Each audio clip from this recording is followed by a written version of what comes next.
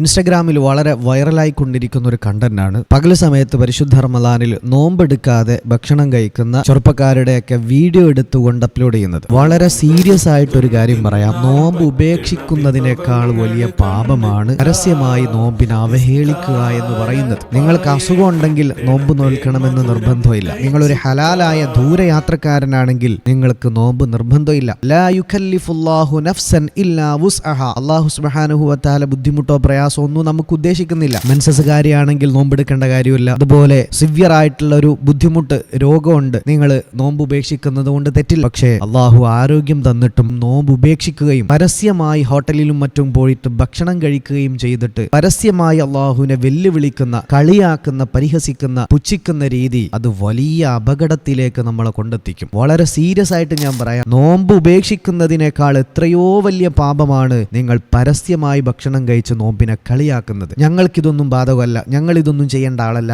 എന്ന ഒരു ധിക്കാരം ചെറുപ്പക്കാരെ വളരെ സ്നേഹത്തോടെ പറയാണ്. നിങ്ങൾ നോമ്പ് ഉപേക്ഷിച്ചിട്ടുണ്ടെങ്കിൽ അള്ളാഹുവിനോടൊന്ന് കരഞ്ഞു തൗബ ചെയ്ത് ആ നോമ്പ് ഖളാ വീട്ടിയാൽ അള്ളാഹു നിങ്ങൾക്ക് മാപ്പാക്കി തരും. പക്ഷേ പരസ്യമായിട്ട് കളിയാക്കുന്ന രീതി, പരിഹസിക്കുന്ന രീതി അള്ളാഹു പൊറുക്കൂല. വലിയ ബുദ്ധിമുട്ടിലേക്ക് നമ്മൾ എത്താൻ സാധ്യതയുണ്ട്. അതുകൊണ്ട് സീരിയസ് ആയിട്ട് എടുക്കുക. നിങ്ങളുടെ മുഴുവൻ ഫ്രണ്ട്സിനും ഇതൊന്ന് ഷെയർ ചെയ്ത് കൊടുക്കുക.